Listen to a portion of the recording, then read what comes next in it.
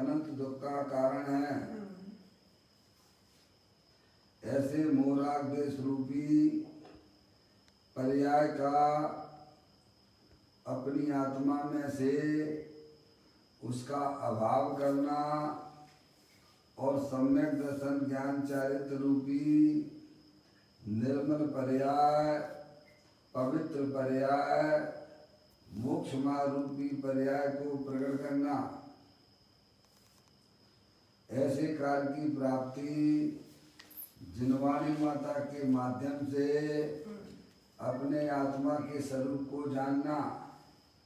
अपनी जो आत्म वस्तु है, चैतन्य वस्तु है, वह परद्रव प्रभावों से भिन्न है और अपने ज्ञानादि अनंत गुणों सहित तीनों काल विद्यमान वस्तु है। ऐसे गायक प्रभु परमात्मा का माँ जनवाणी माता के माध्यम से परिचय करके तत्पश्चात शरीर रागादि ये सब कर्मकृत वस्तुएं हैं, इनका हमारे आत्मा के साथ में किसी प्रकार का कोई संबंध नहीं है। इस प्रकार सम्यक भेद ज्ञान पूर्वक शरीर रागादि का लक्ष्य छोड़ के अंदर जो अखंड ज्ञान ज्योति स्वरूप भगवान आत्मा है उसका ज्ञान करना, उसका श्रद्धान करना और उसी में अपनी पर्याय को रमण कराना, उसे वास्तव में अरियंत परमात्मा धर्म कहते हैं। देखिएगा उसकी चर्चा आचार्य भगवंतों ने एक एक गाथा, एक एक कलश और टीका के माध्यम से हमें अपने आत्मा के स्वरूप को बताया है। यहाँ पर नियम साजी ग्रंथ में चौथा अधिकार चल रहा है जिसका नाम है व्यवहार चारित्र अधिकार। अपन ने यह गाथा जो है व्यवहार चारित्र की 56वें नंबर की गाथा से प्रारंभ हुआ, जिसमें मूलराज के 28 मूल गुणों की चर्चा आई है। व्यवहार चारित्र अधिकार जिसमें पंच महाव्रत की चर्चा हम आप पूरी पढ़ चुके हैं। पंच समिति की चर्चा चल रही है जिसमें भाषा समिति की चर्चा गाथा और टीका के माध्यम से अपन ने पूरी की। अब उसके बाद पदम परमधारी देव मूलराज ने एक कलश 85 नंबर का यहाँ लिखा है, उसको अपन यहाँ पर आज स्वाध्याय हेतु यहाँ पढ़ रहे हैं। निकाल लीजिए आप लोग भी और मैं इसे पढ़ता हूँ। परम ब्रह्म के अनुष्ठान में लीन बुद्धिशाली जन को बहिर जल्प की बात कहे क्या अंतर जल्प अहो बसो है। क्या कहते हैं? परम ब्रह्म के अनुष्ठान में लीन बुद्धिशाली जनों को है परम ब्रह्म है। परम ब्रह्म उसे कहते हैं। ब्रह्मा तो आप जानते ही कहते हो भी ये ब्रह्मा भगवान है। पर ब्रह्म पर ब्रह्म के अनुष्ठान में ब्रह्म स्वरूपी आत्मा है। अपना भगवान आत्मा सर्वोत्कृष्ट ब्रह्म है। समझ, ब्रह्म यानी परम पवित्र है, ईश्वर है। समझ, पर द्रव पर भावों से भिन्न है। ऐसे पर ब्रह्म के अनुष्ठान में निरत यानी अर्थात परमात्मा के आचरण में लीन है। समझेंगे आप? कहते अनुष्ठान यानी आचरण में लीन। परमात्मा के आचरण में लीन ऐसे बुद्धिमान पुरुषों को यानी मुनि जनों को अंतर जल्प से यानी विकल्प रूप अंतरंग उत्थान में भी बस हो। वैर जल्प की भाषा बोलने का भी तो बात ही क्या है। समझ में आया भैया? बात पढ़ रहे थे अपन भाषा समिति की। मुनराज की भाषा समिति की बात यहाँ चल रही थी है? लेकिन कह रहे वो तो बहर जल्प है। क्या कहा? भाषा समिति तो बहर जल्प है? जब ये मुनराज जो हैं अपने निरंतर अपने आत्मा में मस्त रहते हैं तो उन्हें अंतर जल्प जो है, जो रागादिक परिणतियां हैं उनसे भी उनकी परिणति दूर बरतती है। तो बहर जल्प जो है बोलने की जो क्रिया है, समझ में तो बहुत दूर की बात हो गई। क्या कहा भैया? ये इस कलश में लिखा हुआ देखिएगा, मैं पढ़ता हूँ। परम ब्रह्म के अनुष्ठान में लीन बुद्धिशाली जन को वैद जल की बात कहे क्या अंतर जल पाओ बसो। है भैया, जिन्होंने आंतरिक जल्प जो रागादिक परिणतियां हैं, समझ में आया भैया, उनसे जब उनकी परिणति दूर बरतती है तो बहर जल्प यानी भाषा बोलने वाली वह क्रिया से तो कितनी दूर उनकी परिणति बरतती है। बराबर? जल्प यानी बोलने की क्रिया और क्या है? भाषा है। ये क्या है? बहर जल्प है। समझ रहे आप? विकल्प कैसे? विकल्प यानी राग है जो है बोलने की क्रिया बहर जल्प बर का लक्ष्य करके पर से है। समझ रहे आप? वो होता बहर जल्प। अभी आएगा गुरुदेव से भी समझाएंगे। और अंतर जल्प यानी रागादिक परिणति यानी जब मुनराज उस रागादिक परिणति है वो विकल्पों से भी, अंदर में विकल्प होती है ना, नाना प्रकार के विकल्प होती है ना, है ये करना है वो करना है, इसका लेना है उसको देना है। क्या भैया? सारे जो है ये आंतरिक जल्प है, रागादिक परिणति विकल्प। विकल्प है राग, समझ लिया। और बैल विकल्प यानी ये बोलने आदि की क्रिया, भाषा वर्ण आदि है। समझे? जब मुनराज की परिणति अपने भगवान आत्मा में परम ब्रह्म स्वरूपी जो भगवान आत्मा है जो पर द्रव पर भावों से भिन्न है, अपने ज्ञान आदि अनंत गुणों सहित है, उनमें उनकी परिणति निरंतर लीन रहती है। समझ जाए? तो अंतर जन्म से जब इतना दूर बरतती है, लिखा दो, कहते हैं वैर्भ जल्प की बात क्या कहें अंतर जल्प अहो बसो। है नहीं? ठीक है?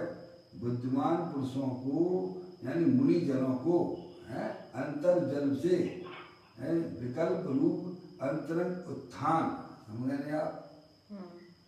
यहाँ निरंतर जो है सांसारिक विकल्प है भैया, वो रागादिक परिणतियों से जहाँ मुनराज की परिणति दूर बरतती है वहाँ बैल विजल आया नहीं, लिखा तो वही लिखा हुआ है। देखिए आप, बैल विजल की यानी भाषा बोलने की, देखिए बोलने की जो क्रिया है ना, भाषा बढ़ना, उससे तो वह बहुत दूर बरतते ही हैं।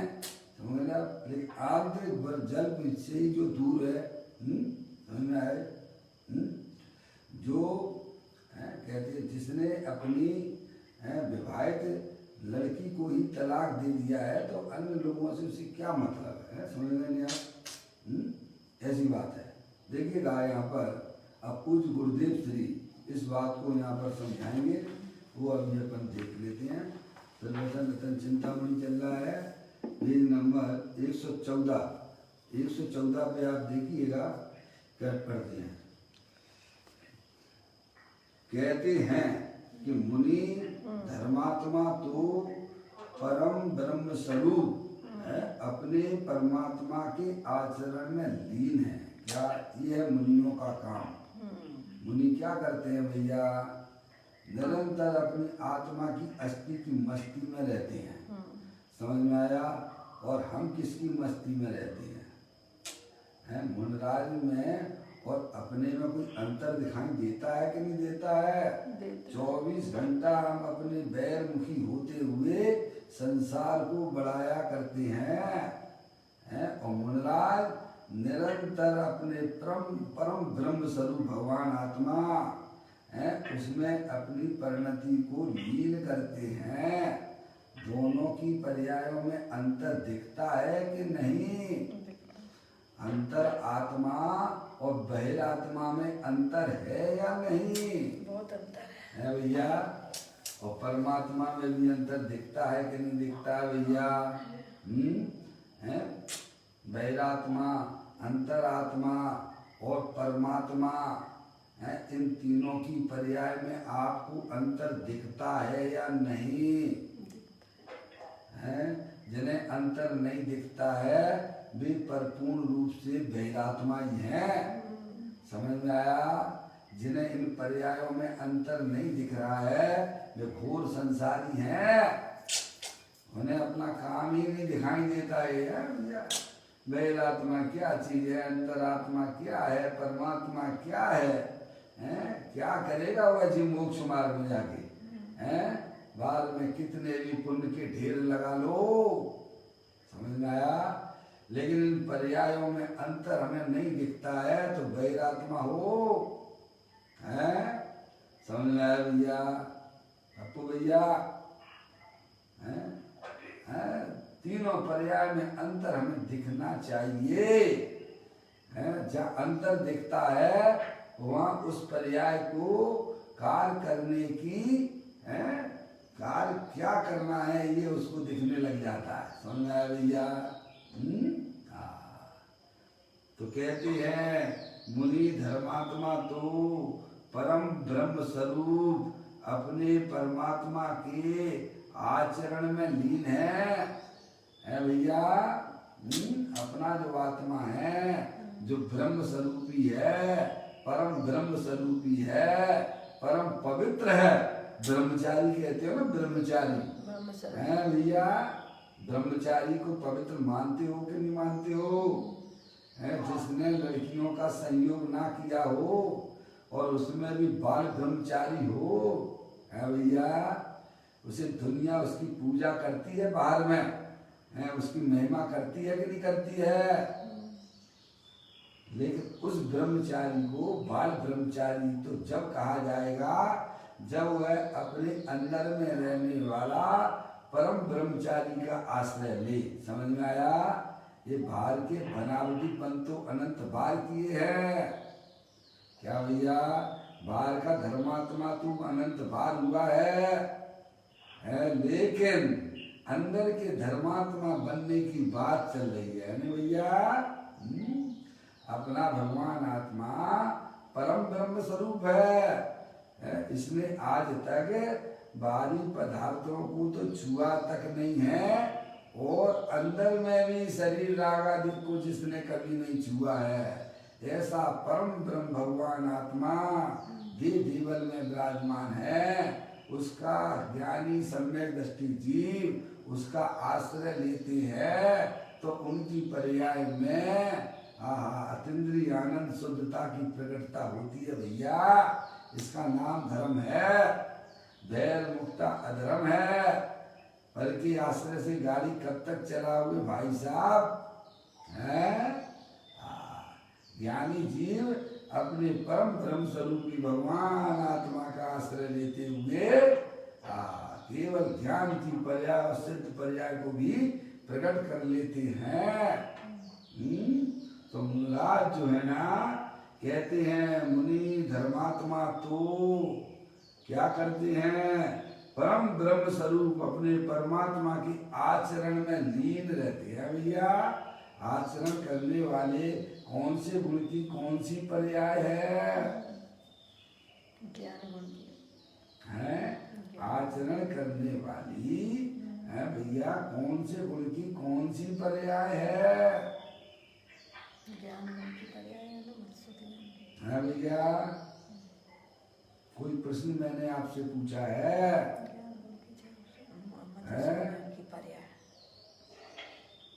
अद्रव्यन से भिन्न आप में रुचि सम्यक भला है। आप रूप को जान पनो सो सम्यक ज्ञान भला है।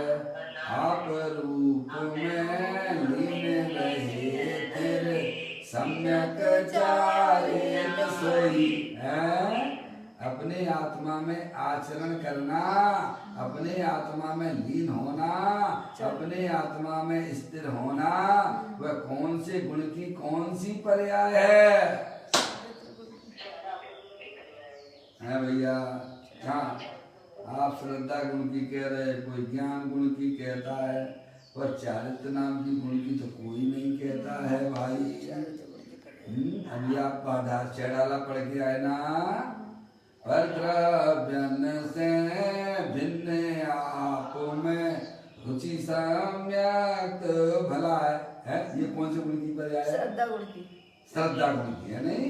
आप रूप को जाने पनो सो सम्यक ज्ञान कलाए। कौन से गुण की पर्याय है? ज्ञान गुण की। ज्ञान गुण की।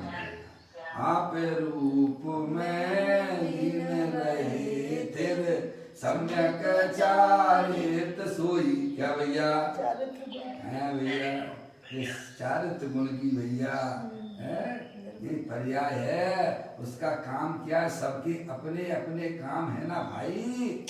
आत्मा में अनंत गुण है ना, है तो सब गुण स्वतंत्र है ना, और सबकी पर्याय भी तो स्वतंत्र ही होंगी ना प्रभु। है आगे बात समझ में, चारित्र गुण की पर्याय है जो अपने आत्मा में लीन हो रही है। समझ में आया भैया? अपने आप को जानना ये सम्यक ज्ञान की पर्याय है, और अपने आत्मा की दृष्टि होना, अपने आत्मा की रुचि होना, ये है श्रद्धा गुण की पर्याय है। और जब तक श्रद्धा और ज्ञान की पर्याय उत्पन्न नहीं होती है, तब तक चारित्र का कोई ठिकाना नहीं होता है। अब वो रुकेगी कहाँ पे? कहाँ पे? इससे देख के चलो ना भाई साहब।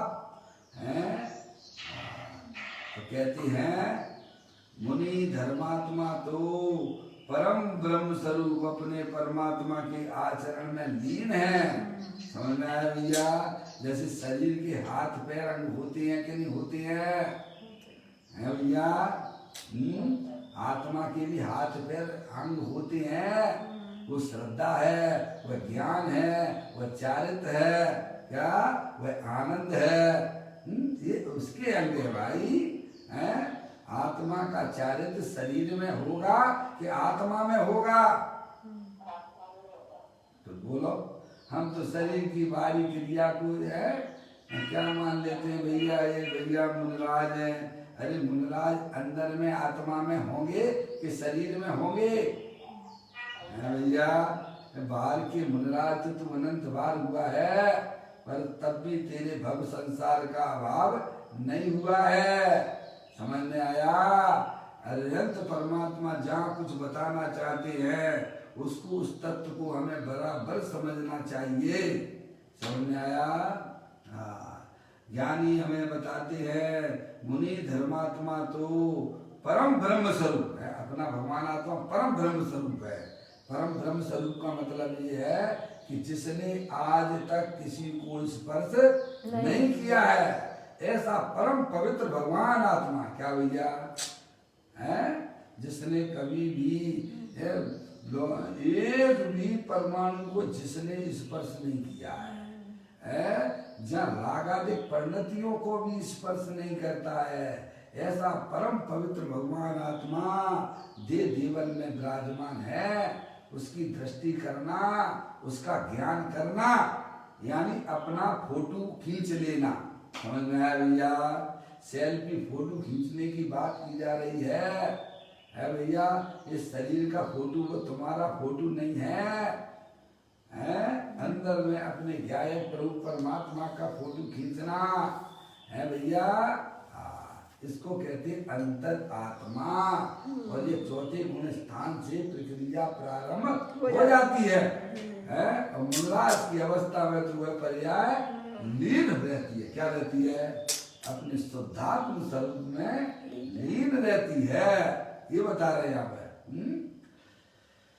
कहते हैं मुनि धर्मात्मा तो परम ब्रह्म स्वरूप अपने परमात्मा के आचरण में लीन है भैया। इसका नाम मुनि बना है भैया।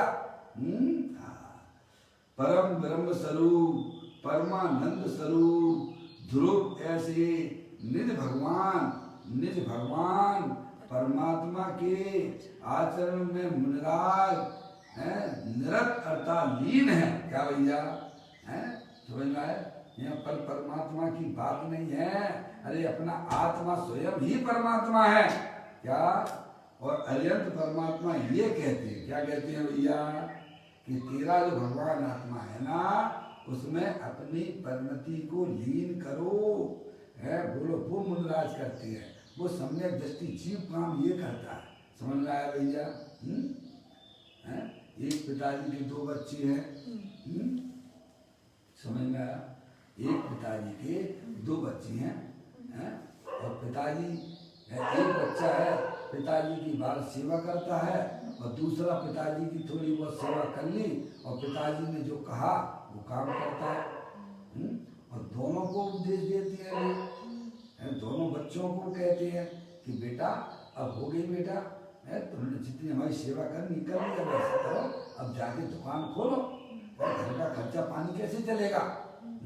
तो एक तो चला जाता है, और दूसरा वह पिताजी की बराबर सेवा करता रहता है।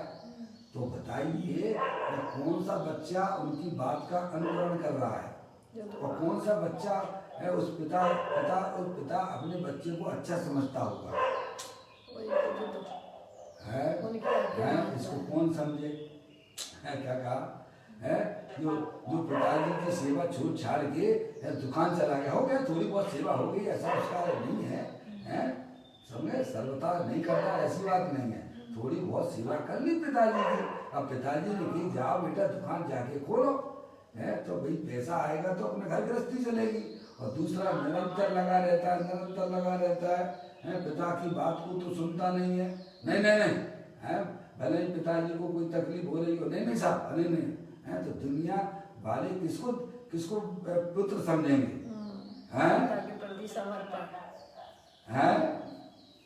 हैं जो पिता की सेवा कर रहा है, पिता की आज्ञा नहीं मान रहा है, उसे दुनिया वाले क्या अच्छा समझते हैं? समझ में आया? और जिसने थोड़ी बहुत सेवा कर ली भैया, है, और फिर जो पिताजी ने कहा वो काम कर रहा है, वो पिताजी की सब बातें मानता है।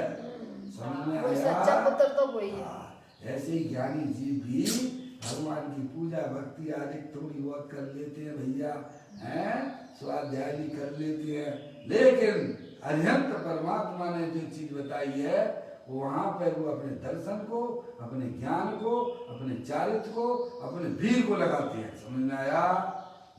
ऐसी कोई कमाई होती है, आंतरिक कमाई है ये, सबके पल्ले लाल लाल बिना कोई नहीं, और गांठ खोल देखी नहीं ताते भयो कंगाल। समझ में आया? तो अरिहंत परमात्मा क्या ही, अरिहंत परमात्मा का आदेश है, उपदेश है, क्या भैया, संदेश है, अपने आत्मा को जानो, अपने आत्मा को अपना मानो, और अपने आत्मा में ही लीन रहो, तू मेरी तरफ बिल्कुल मत देख। ये अरिहंत भगवान का संदेश है। क्या कह भैया? सभी आत्मा परमात्मा है, और पर्याय में भी परमात्मा हो जाओ। क्या भैया? यही तो आदेश है, यही तो उनका संदेश है ना। हम कितना चल रहे हैं भगवान की बातों को मानकर, है भैया? हमें सोचना चाहिए भाई। मुनिराज तो परिपूर्ण रूप से चल रहे हैं, तो कहते हैं परम ब्रह्म स्वरूप, परमानंद स्वरूप ध्रुव, ऐसे निज भगवान परमात्मा के, किसे? निज भगवान परमात्मा, निज यानी स्वयं, आत्मा, निज यानी आत्मा, वह कैसा है? भगवान परमात्मा स्वरूप है। समझ में आया भैया? बाहर के भगवान को दर्शन करने के लिए तो बहुत दिक्कत है, और अपने भगवान आत्मा के दर्शन करना अत्यंत सरल है। समझ में आया? कल विशुद्धि बोले से बोल रही थी, पापा है ऐसी जगह, ऐसे भगवान के दर्शन करने चलो कि जहाँ पर जो है कोई लोग नहीं आते हों। क्या भैया? नहीं कोरोना वायरस लग जाएगा ना पप्पू भैया, हैं, जहाँ लोगों का आना जाना न होता हो, ऐसे भगवान आत्मा के दर्शन करना है भैया। तो मैंने कही भैया वो तो एक ही भगवान आत्मा है, जहाँ ना कोई आता है ना जाता है, किसी का प्रवेश, वो समझ गए। क्या भैया? है ऐसा परम ब्रह्म भगवान आत्मा देव देवन में विराजमान है। अब तुम्हें बताओ कैसे कोरोना वायरस छू लेगा? है भैया, प्रवेश ही हैं? विकल्पों का जहाँ लोगों का बिल्कुल भी आना जाना नहीं है, जहाँ लागादिक परिणतियों का भी आना जाना नहीं होता है भाई साहब, ऐसा परम ब्रह्म भगवान आत्मा देव जीवन में विराजमान है, तो अपने पर्याय को अंतर्मुख करके देख तो सही कि तुझे ऐसा भगवान मिलेगा कि तू अनंत काल के लिए तेरी पर्याय निहाल हो जाएगी भाई। कहते हैं परम ब्रह्म स्वरूप परमानंद स्वरूप ध्रुव ऐसे निज भगवान परमात्मा के आचरण में मुनिराज मुनिरत अर्थात लीन है भैया। देखिए मुनिराज क्या करते हैं भैया, मुनिराजों का ये काम नहीं है पंचायत को निपटाना, मुनिराज का ये भी काम नहीं है कि मंदिर बनवाना धर्मायतन बनवाना, ये सब श्रावकों के काम होते हैं। क्या कहा भैया, समझ नहीं आप, मुनिराज का तो एक ही काम है निरंतर अपने आत्म स्वरूप में लीन रहना भैया, आनंद में झूलते रहना, ऐसे महामुनिराजों का कार्य हुआ करता है। समझ में आया? देखो ये क्या पहले तो ये कहा निज भगवान परमात्मा के आचरण में मुनिराज निरंतर अर्थात लीन है। देखो यह व्यवहार चारित्र के विकल्प की बात ही नहीं की है, कलश में भी नहीं की है। समझ में आया भैया? हालांकि अधिकार का नाम व्यवहार चारित्र अधिकार है क्या भैया, पर व्यवहार चारित्र की बिल्कुल बात नहीं की है। क्या कहा भैया, इस कलश में भी देख लिया है नहीं किया है। आप बोलो कलश मैंने आपको पढ़ा है कि व्यवहार चारित्र की बात आई हो तो बताइए आप। परम ब्रह्म के अनुष्ठान में लीन बुद्धशाली जन को बैर जल की बात कहे क्या अंतर जल हो बस है, कहीं आई है इसमें की बात, तो उसकी तो बात छोड़ दो। क्या बैर जल्पों की बात तो बिल्कुल छोड़ दीजिए आप। समझ में आया? उस भाषा समिति की बात बिल्कुल मत करो। क्या भैया है, जहाँ अंतर जल को भी अवकाश नहीं है क्या भैया, तो बैर जल्पों की कौन बात करे। यहाँ तो निरंतर मुनिराज अपनी पर्याय को अपने ज्ञाय प्रभु परमात्मा में रमण कराते हैं। हमें अपनी पर्याय को भी समझाना चाहिए। भैया तू कहाँ क्या कर रही है भाई, 24 घंटा खाओ पियो कमाओ निकालो, क्या है हैं? शर्म नहीं आती भाई? हैं, ये अनादिकाल से यही तो करते चले आ रहे हैं भाई। हैं, बैरमुखी होकर कितनी पर्याय हमने छोड़ दी हैं। आज भी अरिहंत परमात्मा का समागम हमें प्राप्त हुआ है, फिर भी बैर जन्मों बैर जल एक के बाद एक ये करना, दुकान खोलना, रुपया पैसा कमाना है, बच्चों की ये करना है, बच्चों की शादी करना है, ब्याह करना है भैया, और फिर नाती हो गया पोता हो गया फिर इसको ये करना वो करना। क्या है मूर्खता, ये धंधा नहीं लगता क्या है?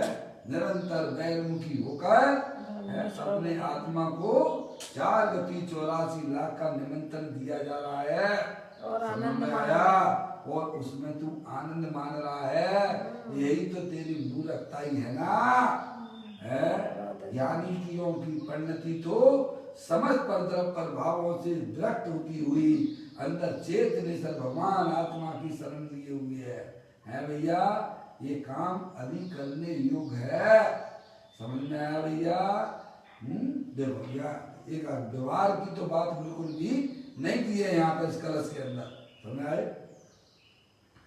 कहती है व्यवहार समिति के विकल्प की बात ही नहीं की है। समझ गए आप?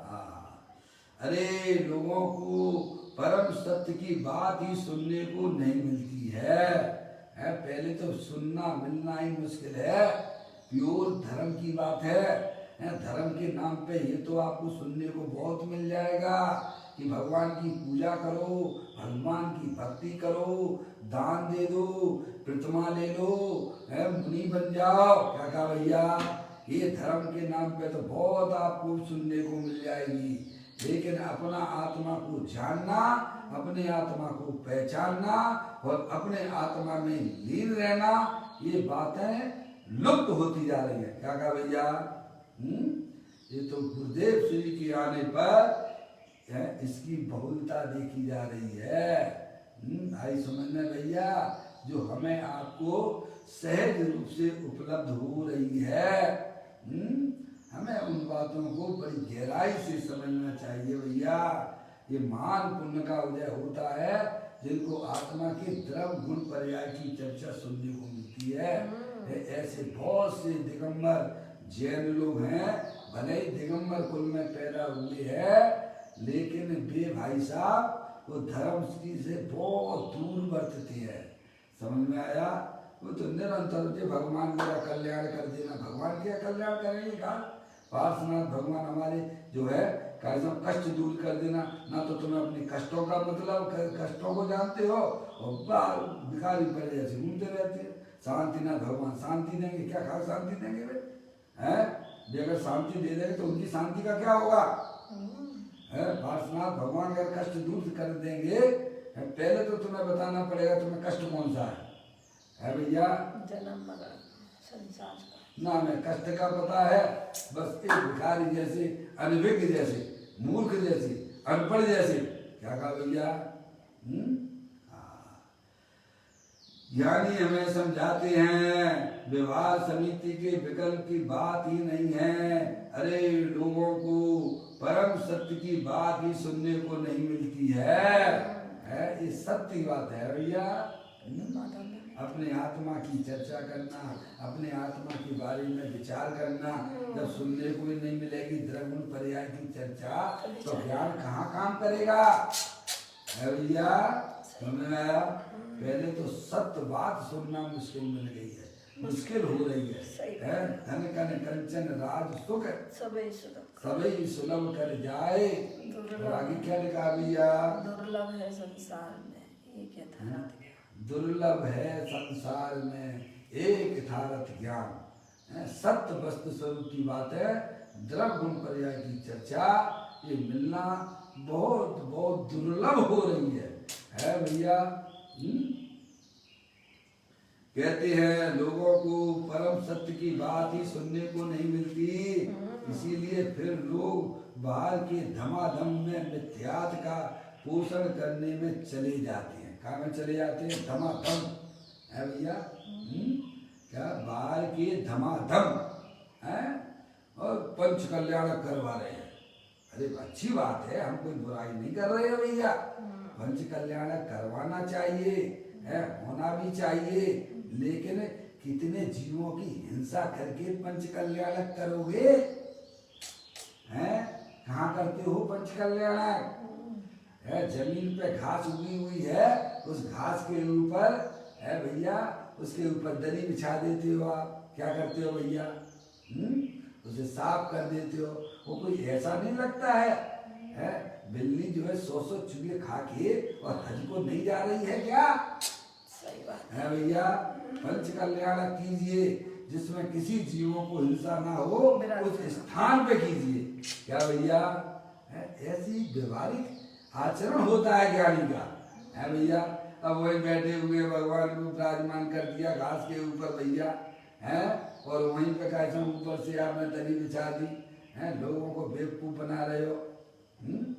गलती लोगों की भी है और गलती करवाने वालों की तो है ही। समझ में आया भैया? है महावीर भगवान का जो धर्म है, किसी जीवों को उसके निमित्त से अगर हिंसा होती है तो वह व्यवहारिक धर्म भी नहीं है। समझ में आया भैया?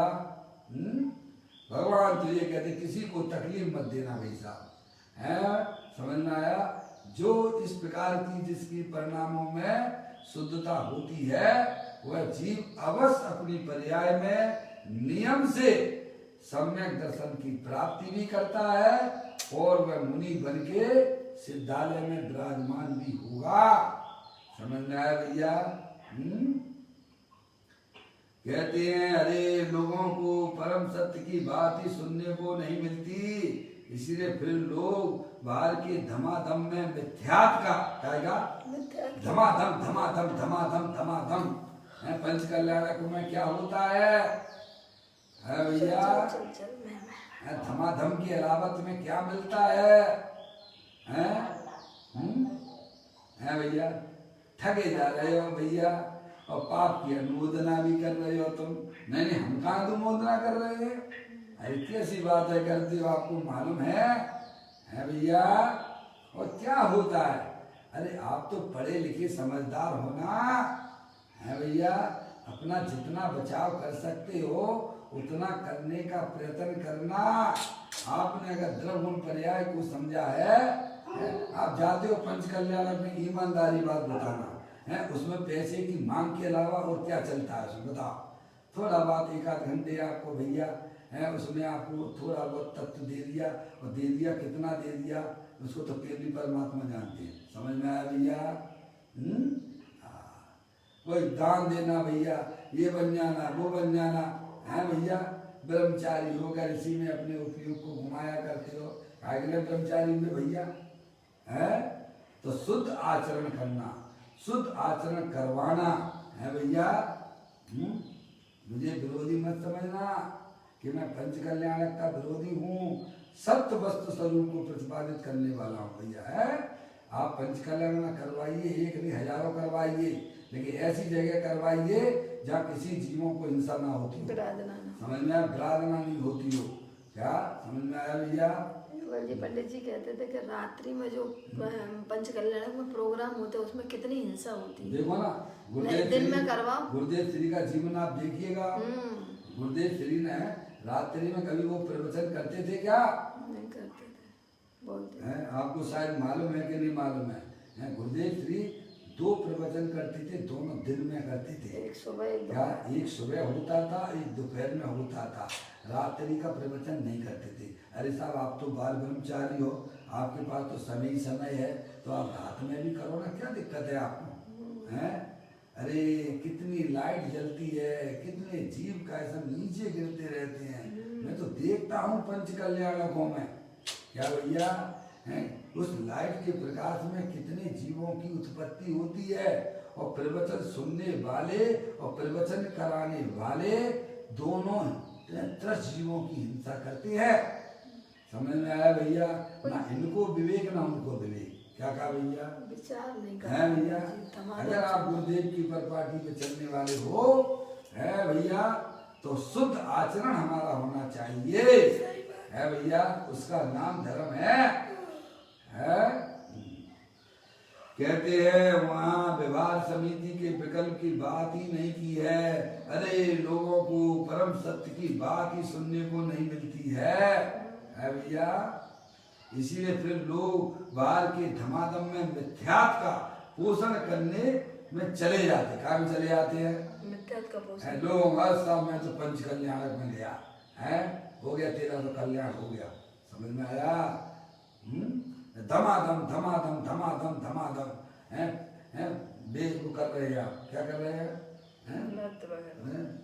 भैया समझ में आए भैया? परंतु यहाँ तो पंच कल्याण कोई धमाधम कह रहा है, तो बाहर के जो और धमाधम में लगे उनकी तो बहुत दिल्ली दूर है। गुरुदेव नहीं कह रहे यहाँ पर धमाधम, तो मैं कह रहा हूँ कि धर्म के नाम पे धमाधम कहाँ कहाँ होती है। आप स्वयं समझदार हो।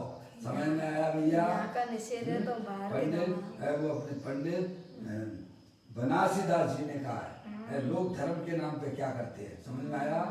तो उसका एक कवित्र आपको सुनाता हूँ। वो कहते हैं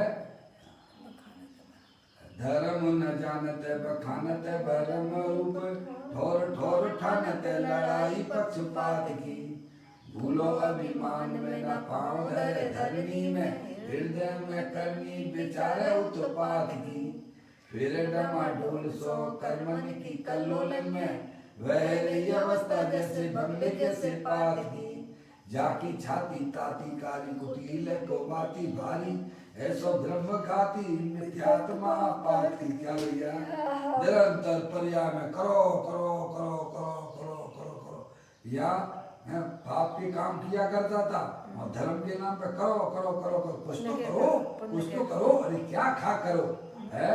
तू सबसे पहले अपनी करने में अपनी पर्याय में आत्मघात जैसे परिणाम करता है। तू करने वाला नहीं है, तू जानने वाला है। जानने वाले की दृष्टि कर। क्या भैया? अब वो तो हम भूल गए भैया।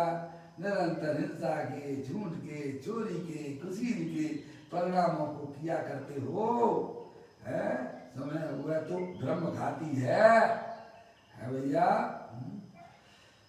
कहते हैं इसीलिए लोग बाहर के धमाधम में मिथ्यात का पोषण करने में चले जाते हैं। और क्या होता है, बैलमुखी वाला क्या करेगा जीव बेचारा। अब देखिएगा यहाँ कहते हैं 115वें नंबर के पृष्ठ पर आ जाइए।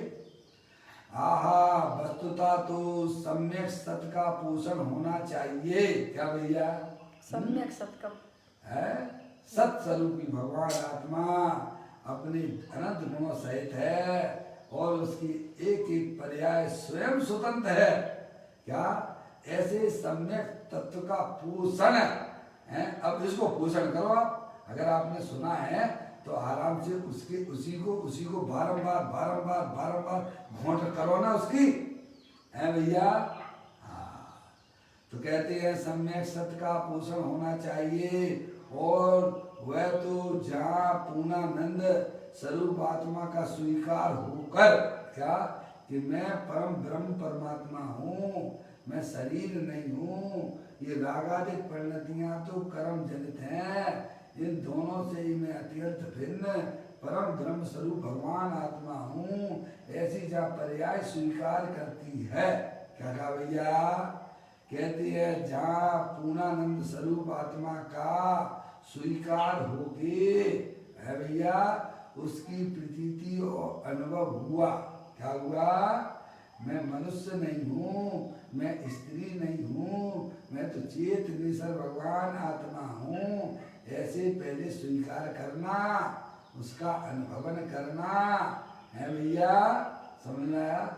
ऐसी पर्याय की जहाँ व्यवस्था हो जाती है वहाँ पर्याय सूर्य में भी अपने आत्मा में रमण करने लग जाती है। क्या भैया, अब अपने आप को मनुष्य मानो, अपने आप को स्त्री देखो भाई, है वहाँ आत्मा में आचरण बिल्कुल भी नहीं है।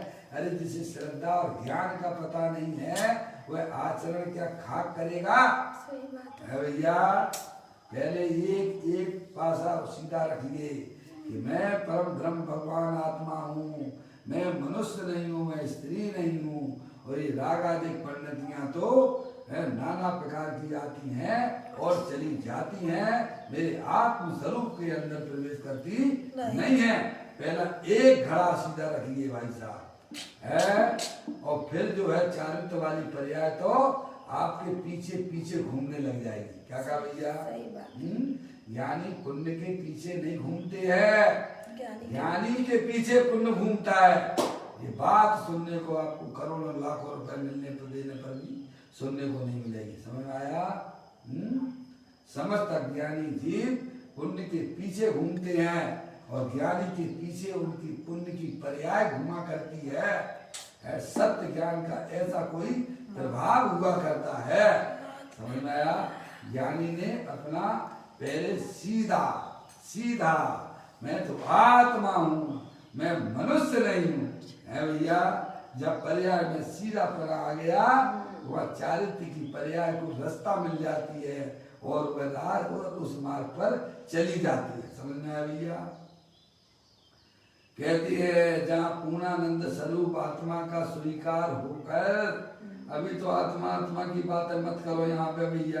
अरे तो कहाँ करेंगे, अरे धर्म के स्थान पर आत्मा की बातें नहीं करेंगे तो क्या घर पे बैठे टीवी देख रहे हो वहां पे करेंगे क्या, है भैया। ऐसी भाषा हो गई है धर्म के नाम पे भाई। ये भैया आत्मा आत्मा की बातें यहाँ नहीं करना तो किसकी बातें करना, शरीर की बातें करूं, जो तुम हो नहीं हो उसकी बातें करूं क्या, है भैया। दूसरे की तारीफ करो, आपके सामने और आपके बारे में कुछ ना बोला जाए तो आपको कैसा लगेगा, है। उस वार्तालाप में आपको कितना आनंद आता होगा भैया। दूसरे की प्रशंसा की जाती हो जबकि प्रशंसनीय तो आप थे और आपकी प्रशंसा छोड़कर दूसरे की जहाँ प्रशंसा की जा रही है वहाँ उस व्यक्ति को बैठना तक पसंद नहीं होता है। सुनने की बात तो बहुत दूर की हो गई है। ऐसे ही भैया आत्मा हो ना तो आत्मा की बातें होना चाहिए ना, जिसकी दिव्य ध्वनि भी गीत गाते गाते थक जाती है। समझ में आया। इसकी अपनी आत्मा की। किसकी चर्चा होती है दिव्य ध्वनि में भैया? मेरी मेरी है? अपनी आत्मा की चर्चा होती है। वहाँ दिव्य ध्वनि भी जहाँ थक जाती हो, समझ में आया भैया? है उसकी चर्चा या जो है श्रावक पंडित हो, ज्ञानी हो, विद्वान हो, मुनराज हो, वही चर्चा यहाँ करते हैं। क्या कहा भैया? समझ में आया? कैसे करूं गुणगान प्रभु जी तेरो, कैसे करूं गुणगान, सारी पृथ्वी कागज बनाऊं, समुद्र जल की स्याही लाऊं, तो भी न हो तेरा बखान, प्रभु जी तेरो कैसे करूं गुणगान। अनंत तीर्थंकर अनंत काल से एक भगवान आत्मा के गीत गाते हैं, तो भी उसकी चर्चा कभी पूरी होने वाली नहीं है भैया। अनंत काल से एक ही दिव्य ध्वनि बोलती है भैया। अपने आप को पहचानो, अपने आत्मा को जानो, अपने आप को मनुष्य मत देखो, और अनंत काल तक उसके गीत गाते रहेंगे तो भी उसकी इतनी तारीफ है भैया आप पूरी नहीं हो पाती है। अरे दुश्मन से अपनी तारीफ कितनी सुनना पसंद करोगे भैया? दुश्मन आपकी तारीफ कितनी करेगा? करेगा ही नहीं। आप में इतने गुण हैं पर दुश्मन आपकी कितनी तारीफ करेगा भैया? पप्पू भैया बुराई करेगा। आपकी तारीफ करेगा कि आपकी बुराई करेगा? बुराई करेगा। अरे हैं तो ये दिव्य ध्वनि क्या है? जड़ है कि चेतन है? जड़ है। अरे दिव्य ध्वनि जड़ है कि चेतन है? जड़ है। तो वो आत्मा से विरोधी है कि नहीं है? तुम चेतनेश्वर भगवान आत्मा और दिव्य ध्वनि जड़ है भाई साहब। वो कितनी आपकी जितनी भी तारीफ कर रही है तो धन्यवाद मानना। क्या भैया है? आपका विरोधी अगर आपकी थोड़ी सी भी तारीफ करता है तो उसको धन्यवाद देते हो कि नहीं देते हो? अंदर में परिणाम कैसे हो जाते हैं यार? कम से कम यार है हमारे बारे में बुरा तो नहीं बोला ना उसने, है भले ही हमारा दुश्मन सही है। ऐसे ही दिव्य ध्वनि जो है आज जड़ है और अचेतन है, वह है चेतनेश्वर है। उसकी बारंबार अनादिकाल से उस आत्मा के बारे में समझाया जाता है, आत्मा के बारे में बताते हैं, लेकिन है तो भी उसकी चर्चा पूरी होने वाली नहीं है। ऐसा भगवान आत्मा देवल में विराजमान है भैया। वे भगवान का आदेश है भैया। कहते हैं जहाँ पूर्णानंद स्वरूप आत्मा का स्वीकार होके उसकी प्रतीति और अनुभव हुआ वहाँ होता है, अर्थात जब शुद्ध परिणति प्रकट होती है।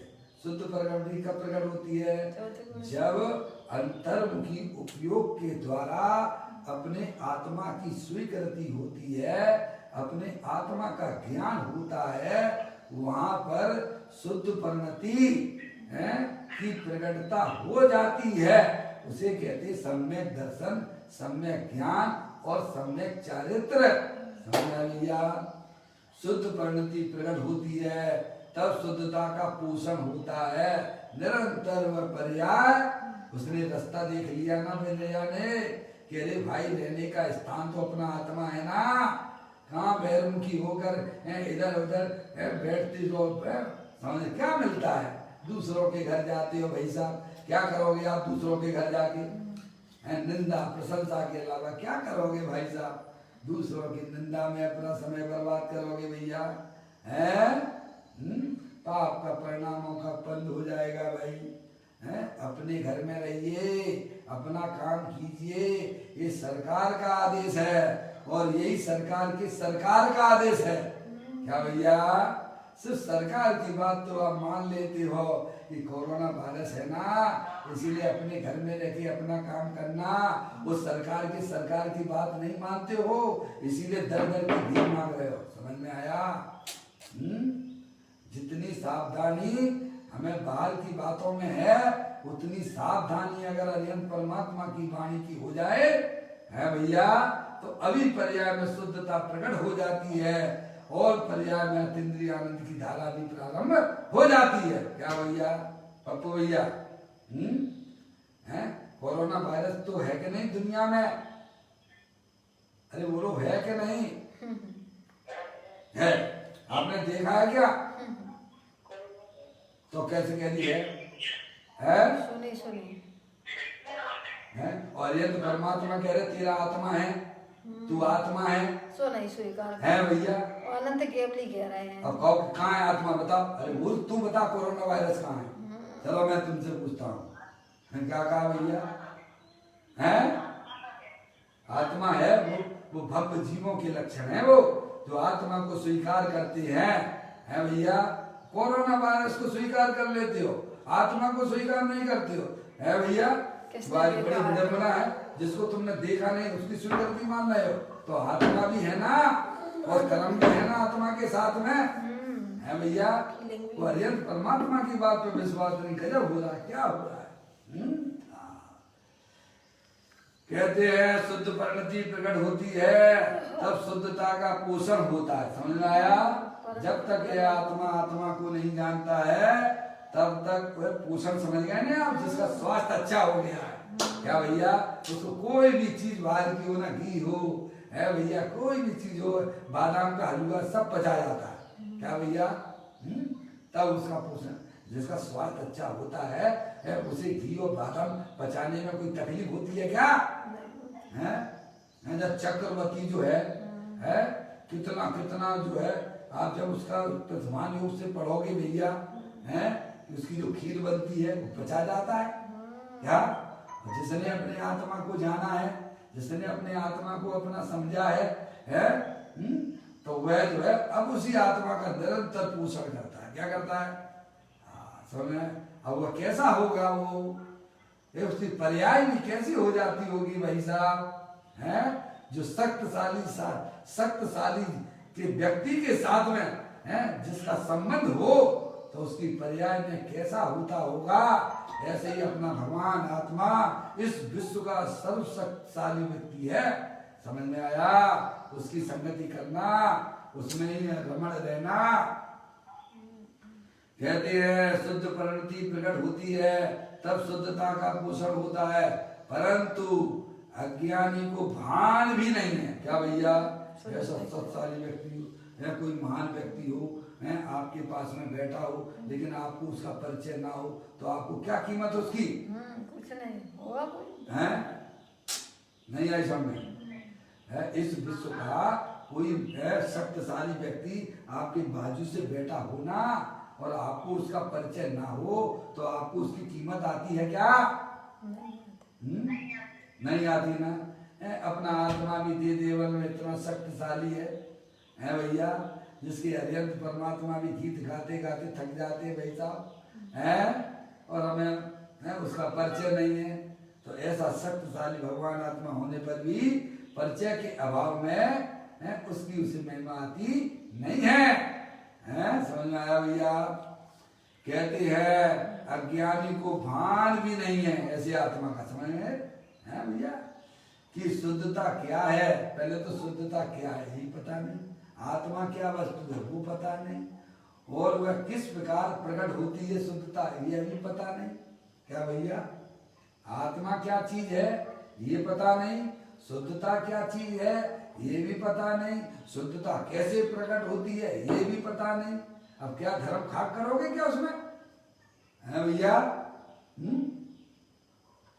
अज्ञानी तो यह व्यवहार करो है भैया। मुनि हो जाओ ना भैया, मुनि हो जाओ ना। अरे पहले आत्मा के गीत गाओ ना भाई, आत्मा को पहचानो ना। अरे शादी क्या एक साथ हो जाती है? पहले घर में बैंड बाजे बजते हैं कि नहीं बजते हैं? चर्चा चलती है, उसकी चर्चा होती है, सारी चीजें होती हैं कि नहीं होती हैं? नहीं तो शादी कर दो सीधे, ना उससे मिलो ना मिलो, ना लड़की को देखो, ना कुछ करना, ना गीत गाना, सीधे भावरे पाल दो। क्यों? ऐसा लोक में कहीं होता है क्या? है नहीं, पहले मुनि बन जाओ है भैया। पहले शिक्षा होती है उसके बाद दीक्षा होती है। ये राज परंपरा है, हमने राजमार्ग है ये। पहले शिक्षा होना चाहिए, बाद में दीक्षा होती है। उन्होंने अब तो कहते हैं भैया अज्ञानी तो यह व्यवहार करो उससे कल्याण हो जाएगा, ऐसा मानता है। परंतु भाई अनादि से यह व्यवहार कर करके उसमें तू पड़ा है। अरे निगोद में भी स्वभाव होते हैं। चर्चा बहुत सुंदर चर्चा रही है भैया। निगोद में भी स्वभाव होते हैं। कोई जीव अनादि से निगोद में हो तो भी उसे निरंतर शुभ अशुभ शुभ अशुभ ऐसे भाव हुआ करते हैं। अब आप कल आप प्रश्न पूछ रहे थे आप हैं ऐसे भरत जी के पुत्र ने ऐसा क्या कर लिया है भैया? कौन सी उसने भगवान की भक्ति करी, कौन सी पूजा करी और भरत जी का पुत्र बन गया? उसका जवाब यहाँ दिया जा रहा समझ में आया भैया? निगोदिया का जीव भी है ना, भले अनंत काल हो गया निगोद में पड़ा हुआ है और अनंत काल तक ऐसे जीव है जो निगोद से ना निकलेंगे। उनकी पर्याय में भी निरंतर शुभ अशुभ अशुभ शुभ परिणमन चला ही करता है। क्या कह रहे भैया? तो वहां तो कोई भगवान की भक्ति की नहीं है, वहां शुभ कैसे हो गया भैया? अरे नियम है अंतर मूर्त में ये जो है परिणाम निरंतर बदलते रहते हैं।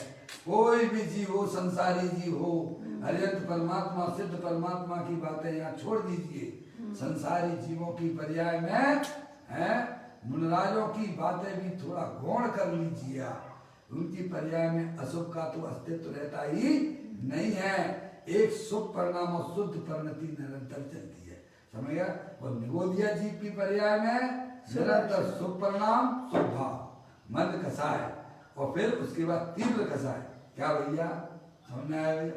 ये ज्ञानियों को दिखता है, वे ज्ञान के नेत्र से देखते हैं। समझ में आया भैया? तो देखो वहां भी ये बदलाव चलता रहता है। देखिए शुभ अशुभ ऐसे भाव हुआ करते हैं। समझे?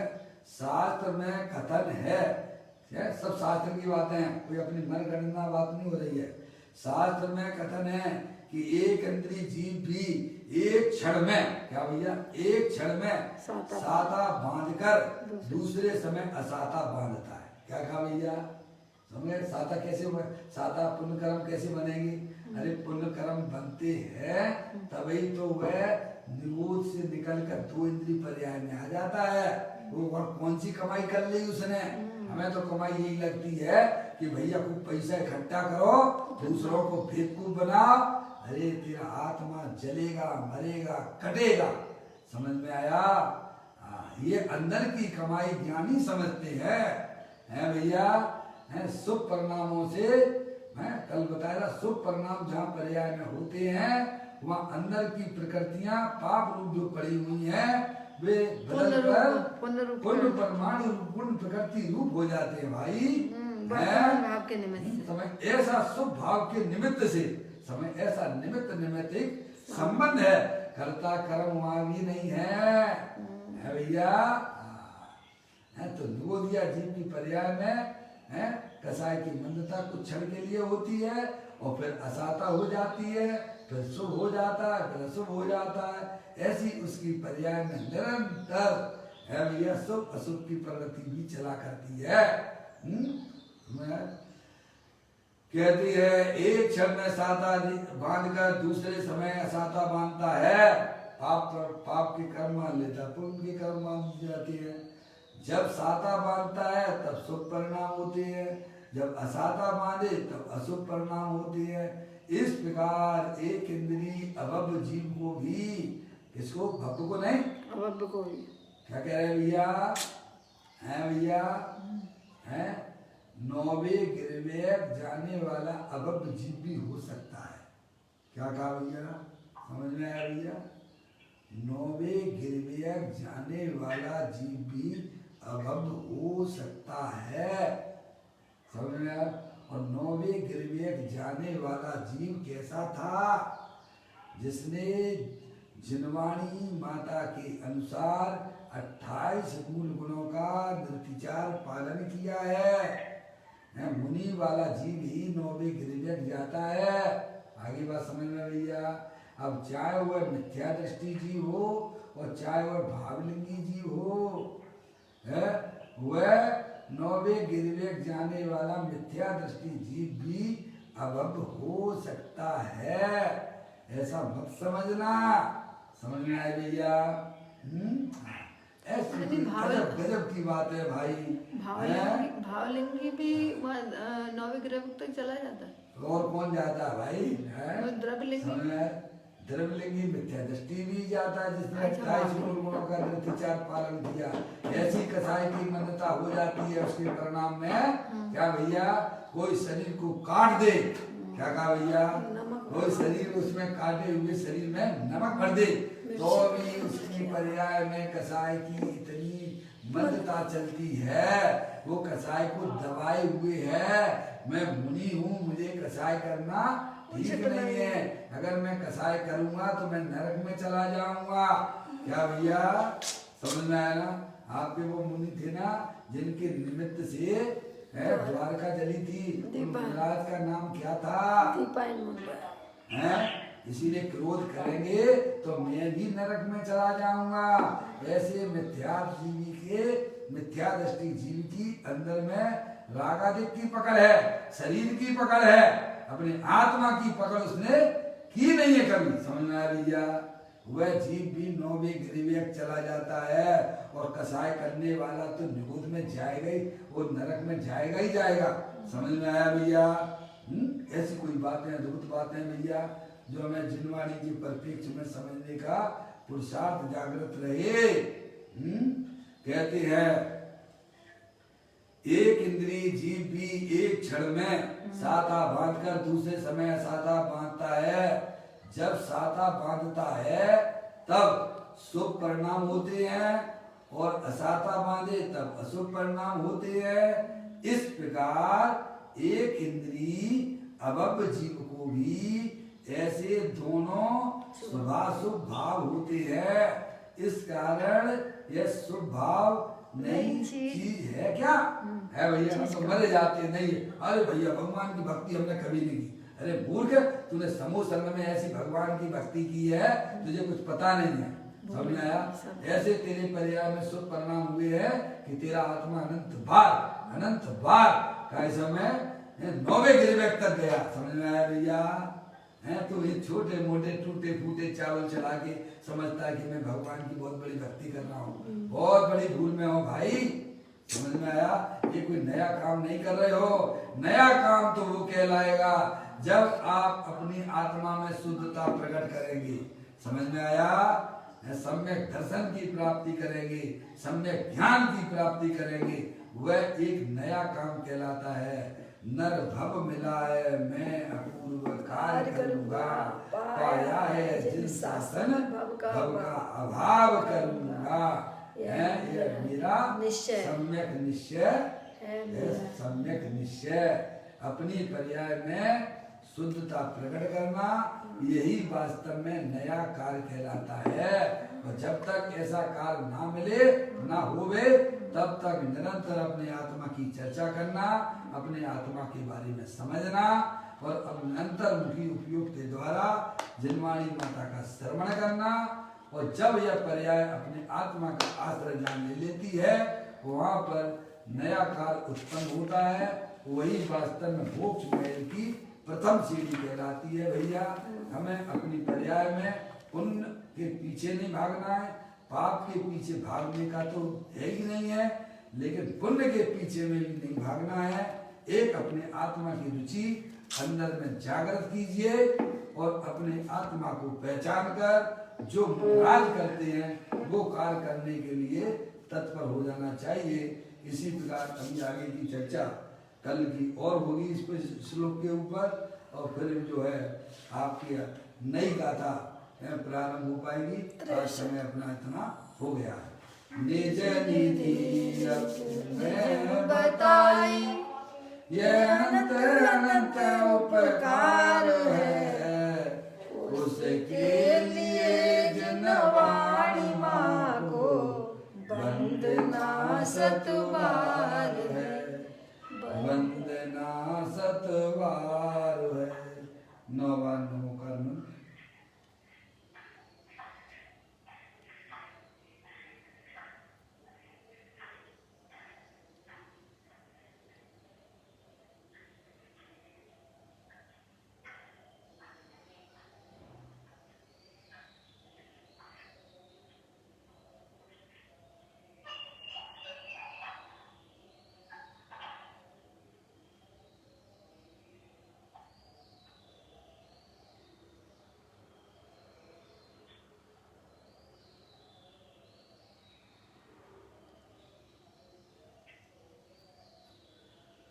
बोलो द्वादशांग दिलवाणी माता की जय, महाजैन धर्म की जय, सभी साधर्मी